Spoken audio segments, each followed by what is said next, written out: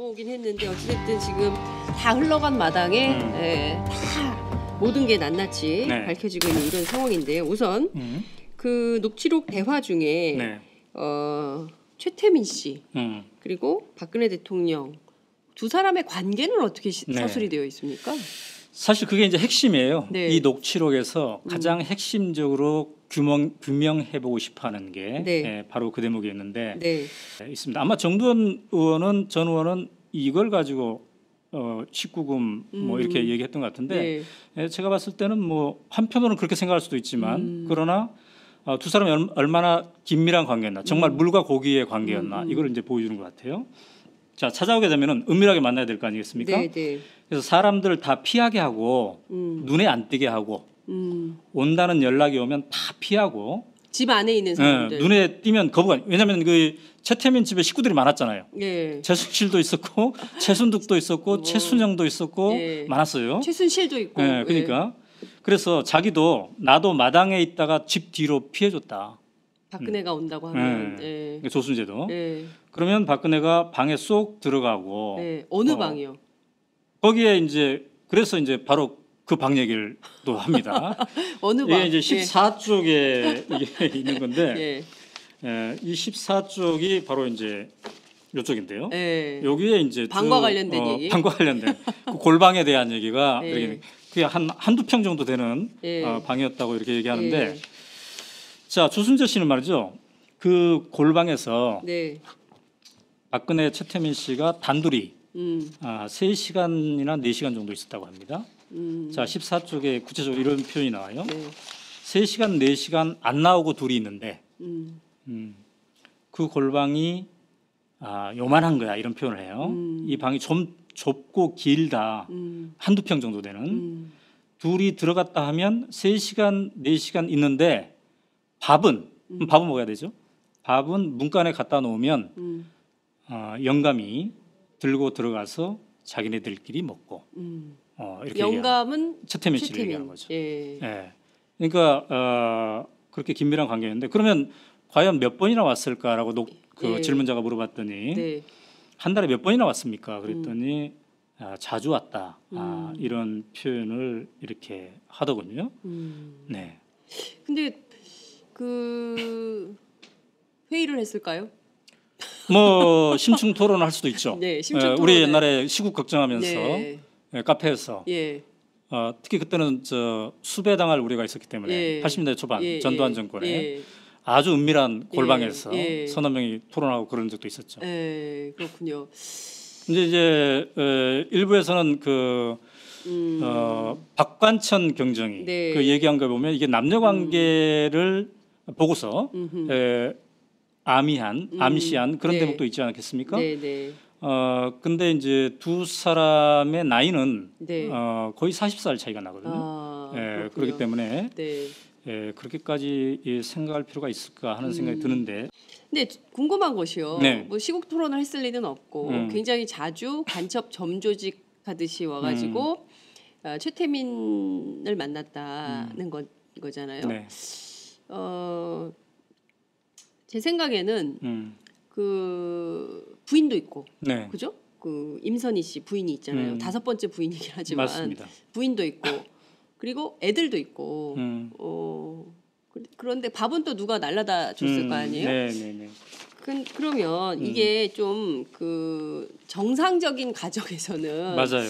이렇게 할 수가 없잖아요. 그래서 어떤 아줌마가 자꾸 오는 거잖아요. 그래서 이 14쪽에서 그 질문자가 얘기를 합니다. 그 식구들이 많이 있을 텐데 그 부담을 느끼지 않았을까 이런 얘기를 했는데 조순재 씨는 이 녹취록에서 어떤 표현을 쓰냐면 감수했다 이런 표현이 나와요. 감수? 그런 장면을 감수했다, 감내했다. 왜냐하면 표현이 이제 엄청난 대통령의 딸이다 이런 표현이 나오고 그다음에 엄청난 본에 감수하는 거지 이런 얘기를 합니다. 그러니까 조순재 씨는 최태민이 박정희 대통령이 남긴 돈 그래서 박근혜의 소유가 되었을 법한 그 뭉칫돈 이거를 관리하는 역할을 바로 최태민이 했기 때문에 그리고 그 덕분에 이 집안이 굉장히 찢어지게 가난했다고 하지 않습니까? 네, 이 녹취록도 나와요. 얼마나 예. 가난했는지. 예. 굉장히 가난했대요. 예. 근데 이런 사람들이 엄청난 돈을 가지고 이게 혜택을 누렸기 때문에 예. 이 두 사람의 특별한 관계를 보고 예. 식구들이 예. 아내는 아내대로 식구들이 여러 가지 불편하고 쑥덕거렸지만 감내할 수밖에 없었다. 감수라는 표현이 나옵니다. 감수할 수밖에 없었다. 이런 표현이 나오는 거죠. 그러니까 이 둘의 특별한 관계가 예. 골방에서 서너 시간 같이 있을 관계잖아요. 예. 시국 토론을 했는지 어떤 종교적인 어떤 행위를 했는지 네. 또 다른 행위를 했는지는 모르겠으나 근데 이것이 단순히 이런 밀접한 관계만 국한되지 않고 돈까지도 관리하는 그 관계로 이어진다는 거죠. 그래서 질문자가 이게 정말 이해가 안 된다. 이러니까 최태민은 7쪽에서 자기도 불가사의다. 정말 불가사의한 점이 많다. 이렇게 얘기하면서 나름대로 분석을 8쪽에서 합니다. 네. 첫째, 박근혜가 누구한테 믿고 할 데가 없었다. 그다음에 JP하고도 등졌잖아요. 그럽니다. JP는 김종필을 얘기하는 겁니다. 전 국무총리였고 사촌 형부가 되는 거죠. 네. 박근혜에게는. 그리고 당황하기도 하고 돈이 많으니까 당황하겠죠. 네. 또 그리고 능력도 안 되고 경험도 안 되고 사회 경험이 전무하지 않습니까? 이런 표현을 합니다. 그러니까 사회 경험이 전무하고 네. 외롭고 함께해 줄 사람도 없는 상태였고 그다음에 그런 상태에서 조순재 씨는 이렇게 이어가는데 둘의 관계는 끝없이 험악한 관계였기 때문에 험악한 관계. 돈까지 맡길 수 있었다. 그러니까 이제 이런 표현이 나와요. 우리 속된 말로 뭐 끝없이 험악한 둘의 관계이다 보니까 돈이 몽창 굴러왔다고 봐야지. 그건 관리 차원도 있고 복합적인 여러 요인이 있겠지. 이런 표현합니다. 그러니까 미스테리한 관계를 험악한 관계라고 얘기한 그런 거라고 볼 수가 있겠습니다. 자, 그래서 이렇게 하니까 이제 질문자가 묻습니다. 네. 참 묘하다. 어떻게 돈까지 만나냐. 어떻게 그렇게 마음을 한꺼번에 살 수 있었을까. 네. 그래서 질문자가 이렇게 물어요. 최태민은 참 대단한 사람이었습니까? 정말 우리도 놀라운 능력이 있는. 우리도 궁금하죠. 여기에 대해서 조순재 씨의 답이 참 재밌어요. 17쪽인데 대단하죠. 여자에 대해서는 이런 표현이 나옵니다. 그러니까 그 여자들의 마음을 사로잡는 그 점에 대해서 굉장히 대단하다. 이런 표현을 이제 하는 건데요. 근데 이제 이 대목과 관련해서 사실 그 김재규의 중앙정보부가 요즘으로 따지면 중앙정보부는 이제 국정원이라고 볼 수 있죠. 국가정보원이죠. 국가정보원.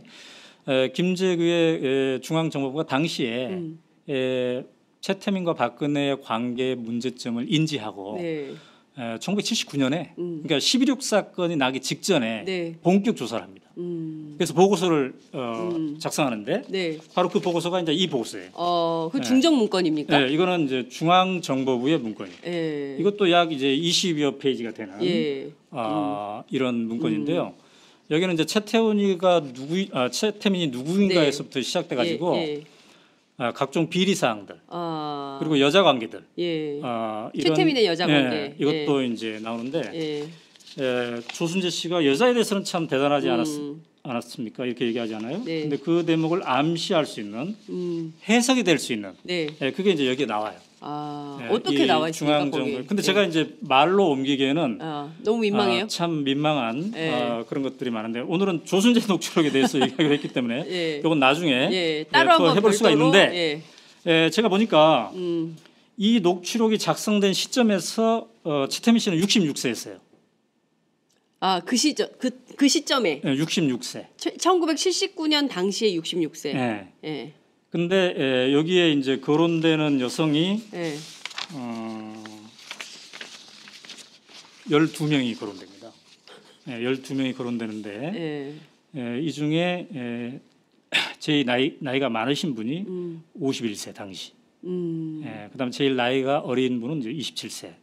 이렇게 돼 있어요. 그러니까 다양한 여성들하고 관계가 있었다고 당시 중앙정보부는 조사를 했는데 물론 이게 이제 어느 정도 사실인지 네. 우리가 알 길은 없죠. 네. 굉장히 오래된 시간이고 또 이 중앙정부의 조사를 재검증할 수 있는 방법은 없단 말이죠. 네.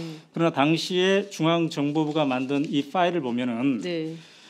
오늘날 이 여자 문제 빼고 네. 이 각종 비리, 사기 이런 인사청탁, 뭐 인사 개입 이런 것들을 보면은 우리가 요즘 뉴스에서 최순실이 국정농단을 하면서 겪었던 그 모든 것이 여기 다 담겨져 있습니다. 그 모든 사례들이. 예. 그래서 당시에도 박근혜를 앞세우고 최태민은 이른바 비선 실세가 되어서 뒤에서 이런 행위를 했다고 봐야 되지요. 어쨌든 주한미 대사관이 2007년 한나라당 경선 때 혹시 박근혜가 대통령이 될지도 모르니까 본국에 보고를 하지 않습니까? 네네. 부대사가 보고를 해요. 이게 위키리크스를 통해서 최근에 우리에게 이제 알려지기 시작했는데 그때 어떤 표현을 쓰냐면 최태민이 박근혜 몸과 마음을 완전히 지배했다. 이런 표현이 나오죠. 요거를 우리는 액면 그대로 잘 이해가 안 되지 않습니까? 그러나 이게 역사적으로 이 조순재 녹취록을 쭉 보다 보면은 이게 어떤 정황을 얘기하는 것인지 이게 우리에게 이제 알려지게 되는 건데요. 이제 제가 볼 때 이 역사를 거슬러 보니까 분명한 것은 박근혜가 첫 만남에서부터 최태민에게 빠져든 건 사실입니다. 왜냐하면 최태민이 처음으로 이제 접근한 게 1975년 2월경에 당시 유경수 여사를 잃고 외롭게 있는 박근혜에게 편지를 쓰지 않습니까? 자기 꿈에 유경수 여사가 나타나서 너를 도와달라고 했다. 그녀를 도와달라고 했다. 그래서 3번이나 편지를 쓰는데 그래서 이 편지가 박근혜의 마음을 움직여서 결국 만나는데 그게 3월 6일 날 만나거든요. 당시에 1975년 2월 달에 편지 썼고 이제 3월 6일 날 만나는데 근데 놀라운 건 뭐냐면 한 달 보름도 안 돼서 첫 만남 있는 지 한 달 보름도 안 돼서 최태민이 이른바 구국 선교단을 박근혜 후원으로 만들고 거기에 총재가 됩니다. 그러니까 우리가 생전 모르는 사람, 40세 나이가 차이 나는 사람, 그동안 인사도 못했던 사람인데 만났는데 한 달 반 만에 전국 조직인 구국 선교단을 만들어서 당신이 총재하시오. 내가 후견하겠습니다. 이런 얘기를 할 정도면 한꺼번에 확 빠져들었다고 볼 수가 있겠죠. 모르겠어요. 일반 상식으로는. 자, 그리고 또 하나 분명한 건 뭐냐면 이해할 수가 없어서. 분명한 거는 조순재 씨도 그렇게 가까이 있었던 조순재 씨도 참 미스테리다. 왜 그럴까? 이런 얘기를 막 하잖아요. 그 힘이 어디서 나올까? 도대체 박근혜 뭘 알고 있길래? 그렇죠. 어떤 힘을 움직였기에? 근데 분명한 것은 이런 최태민은 1994년에 죽습니다. 그러니까요. 뭐 설이 많아요. 왜 죽었는지. 겉으로는 심장마비인데 뭐 또 다른 설, 뭐 타살설 여러 가지가 있습니다. 어쨌든 죽어요. 근데 이때 죽고 나서 이 박근혜 관리를 그동안 최태민이 해왔는데 그 힘이 고스란히 이제 최순실로 승계가 된다는 거예요.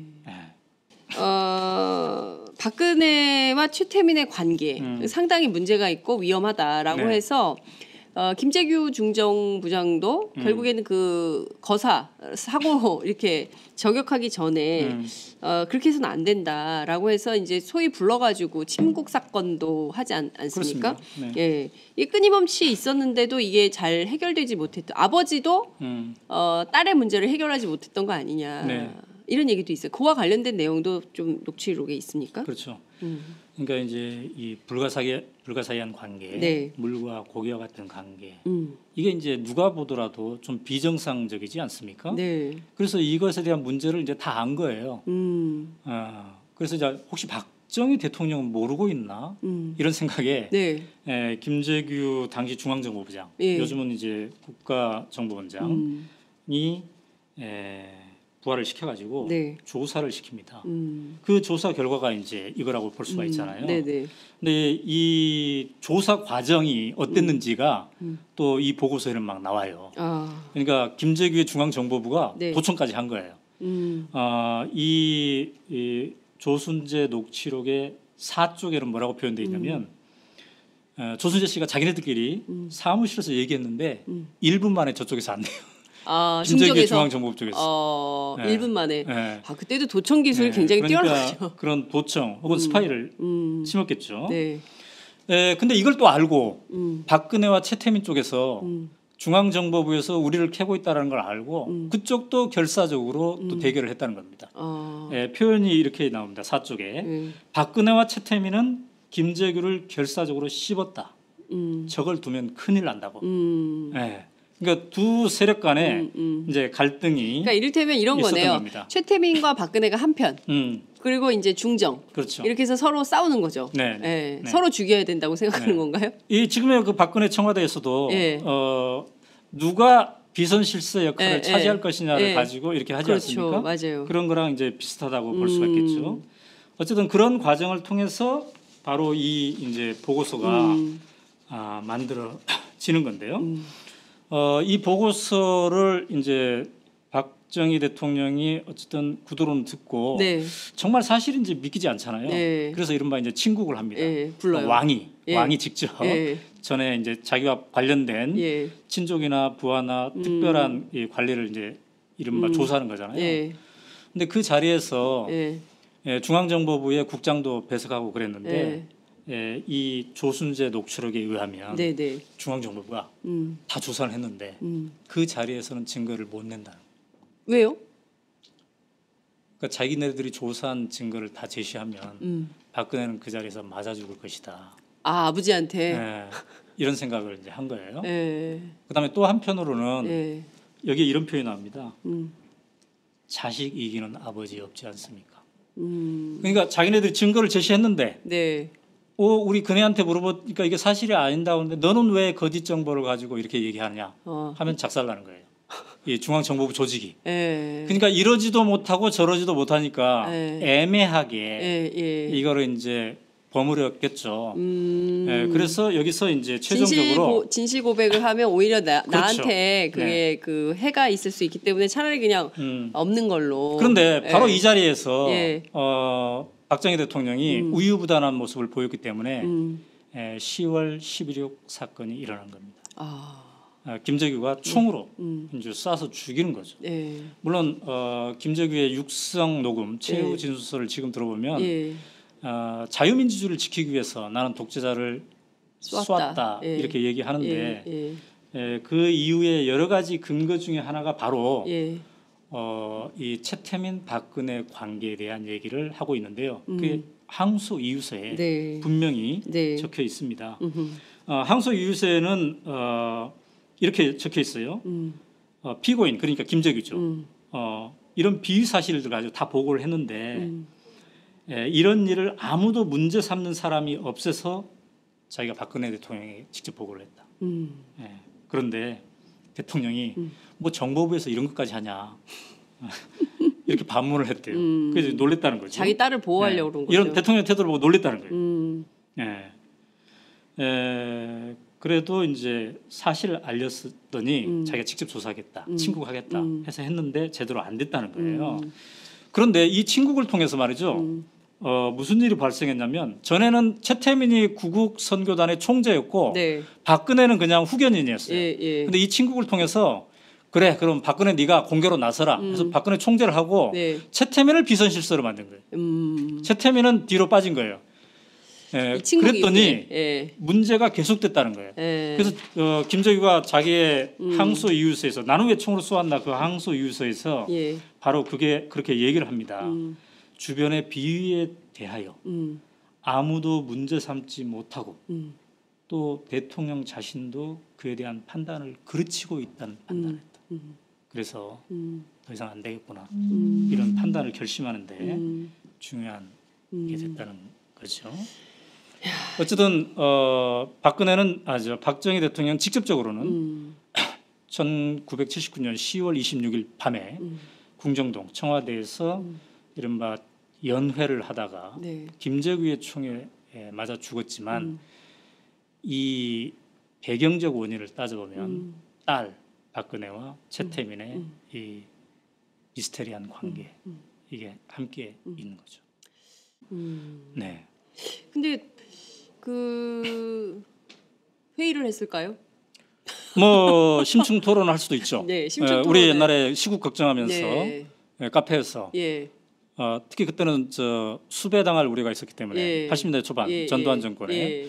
아주 은밀한 골방에서 예. 서너 명이 토론하고 그런 적도 있었죠. 예, 그렇군요. 이제 일부에서는 박관천 경정이 네. 그 얘기한 거 보면 이게 남녀 관계를 보고서 암시한 그런 네. 대목도 있지 않겠습니까? 네, 네. 근데 이제 두 사람의 나이는 네. 거의 40살 차이가 나거든요. 그렇군요. 그렇기 때문에 네. 그렇게까지 생각할 필요가 있을까 하는 생각이 드는데. 근데 궁금한 것이요. 네. 뭐 시국 토론을 했을 리는 없고 굉장히 자주 간첩 점조직 하듯이 와가지고 최태민을 만났다는 거잖아요. 네. 제 생각에는 그 부인도 있고, 네. 그죠? 그 임선희 씨 부인이 있잖아요. 5번째 부인이긴 하지만 맞습니다. 부인도 있고, 그리고 애들도 있고. 그런데 밥은 또 누가 날라다 줬을 거 아니에요? 네. 그러면 이게 좀 그 정상적인 가정에서는 맞아요. 이렇게 할 수가 없잖아요. 그래서 어떤 이제 아줌마가 자꾸 오는 거잖아요. 그래서 이 14쪽에서 네. 그 질문자가 얘기를 합니다. 네. 그 식구들이 많이 있을 텐데, 네. 그 부담을 느끼지 않았을까 네. 이런 얘기를 했는데, 네. 조순재 씨는 이 녹취록에 나는 연락이 오면 다 피하고 집 안에 있는 사람들. 눈에 띄면 거부가. 왜냐하면 그 최태민 집에 식구들이 많았잖아요. 예. 최순실도 있었고 최순득도 있었고 최순영도 있었고 예. 많았어요. 최순실도 있고. 그러니까 그래서 자기도 나도 마당에 있다가 집 뒤로 피해줬다. 박근혜가 온다고 하면. 예. 조순재도. 예. 그러면 박근혜가 방에 쏙 들어가고. 예. 어느 방이요? 거기에 이제 그래서 이제 바로 그 방 얘기를 또 합니다. 어느 방? 이게 이제 14쪽에 이게 있는 건데. 예. 이 14쪽이 바로 이제 이쪽인데요. 예. 여기에 이제 방과 관련된 얘기. 방과 관련된 그 골방에 대한 얘기가 예. 그게 한두 평 정도 되는 예. 방이었다고 이렇게 얘기하는데, 예. 자 조순재 씨는 말이죠. 그 골방에서 네. 박근혜 넘어오긴 했는데 어쨌든 지금 다 흘러간 마당에 다 모든 게 낱낱이 네. 밝혀지고 있는 이런 상황인데요. 우선 그 녹취록 대화 중에 네. 최태민 씨 그리고 박근혜 대통령 두 사람의 관계는 어떻게 네. 서술이 되어 있습니까?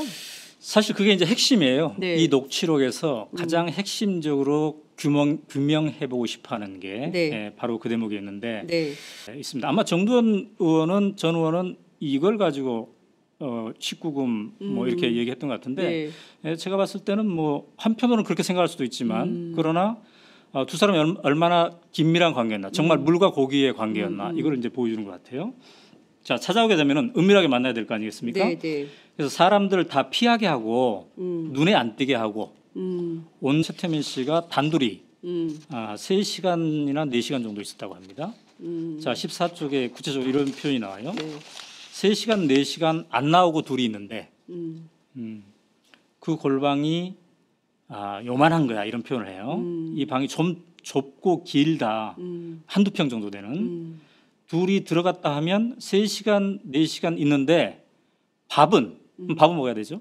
밥은 문간에 갖다 놓으면 영감이 들고 들어가서 자기네들끼리 먹고 이렇게 영감은 최태민 씨를 얘기하는 거죠. 예. 예.